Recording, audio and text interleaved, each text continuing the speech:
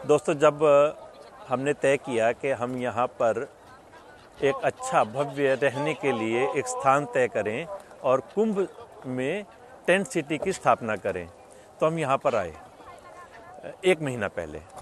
मैं आपको बताता हूँ कि मेरा क्या अनुभव रहा। हम जहाँ ठहरे हुए थे वहाँ से मैं सवेरे सवेरे सैर के लिए निकला।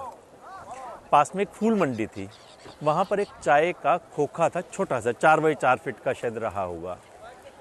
मैं आपको बताना चाह रहा हूँ कि देश में गरीबी है तो किस हद तक गरीबी है। उस चाय के खोखे पर मैं अपने बेटे के साथ गया और वहाँ पर हमने चाय पी। जब उससे पूछा कितने पैसे, तो उसने 10 रुपये मांगे 2 चाय के। वृद्धावस्था की एक माता थी, शायद 60 वर्ष की उसकी आयु रही होगी। मैंने उससे ऐसे ही पूछा, मैंने कहा अम्मा कितना कमा लेती हो दिन में? तो उसकी आंखों में आंसू आ गए। उसने कहा भैया बड़ी मुश्किल से शाम तक 400 रुपये की कलेक्शन होती है, और वो भी तब होती है जिस दिन ये फूल मंडी में जिनके फूल बिक जाते हैं तो वो चाय भी पी लेते हैं, वरना वो चाय भी नहीं पीते। तो मुझे लगा कि इसके बारे में थोड़ी सी और जानकारी प्राप्त करनी चाहिए। मैंने उसको कुरेदना शुरू किया। मैंने कहा अम्मा 400 रुपये तुम्हें मिलते हैं, उसमें बचते कितने हैं? उसने कहा इसमें 400 में से मुझे 200 रुपये बचते हैं। मैंने कहा 200 रुपये अगर हर रोज़ कमाए तो महीने के 6,000 रुपये हुए, गुजारा कैसे करते हो?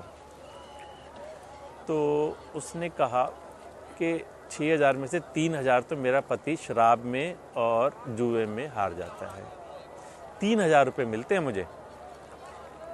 मैंने कहा अच्छा परिवार में कौन कौन है? उसने कहा मेरी 3 बेटियां हैं। मैंने कहा पढ़ती कितनी हैं, कौन सी क्लास में पढ़ती हैं? तो उसने कहा कि कोरोना में सबकी पढ़ाई बंद हो गई। स्कूल ने कहा कि अगर आप स्मार्टफोन ले लो तो ऑनलाइन क्लासेस कर सकते हो। तो भैया स्मार्टफोन आता 7-8 हज़ार रुपये का, मैं कहाँ से लाती? तो बच्चों की पढ़ाई ख़त्म हो गई।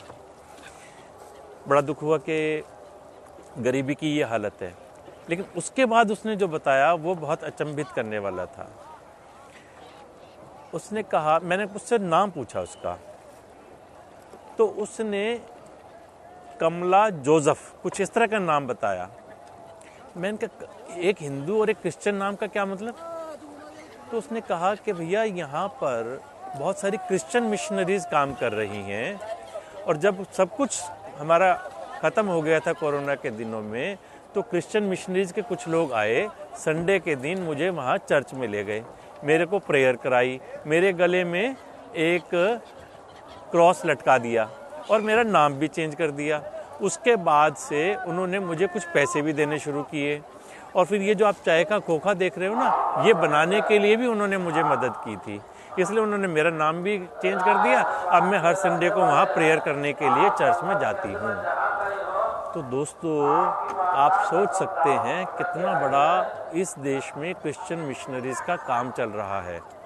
हम उनको दोष नहीं दे सकते, लेकिन उसको क्यों वहाँ से नाम चेंज करना पड़ा और क्यों चर्च में जाना पड़ा? क्योंकि हमने उसकी परवाह नहीं की। यदि हम समय रहते इतने इन गरीब बंधुओं को गले लगा लेंगे, उनकी मदद कर देंगे। आप रेस्टोरेंट में, होटल में जाते 500 रुपये आप टिप में दे देते होंगे, 200-300 रुपये की पानी की बोतल लेकर के पीते हैं आप वहाँ पर, लेकिन हम इनकी तरफ कोई ध्यान नहीं देते।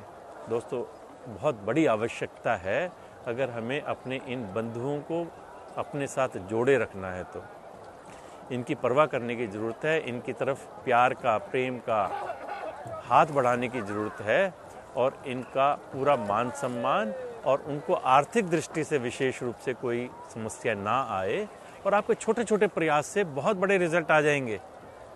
ज़रूरत है तो केवल इस ओर ध्यान देने की है। धन्यवाद।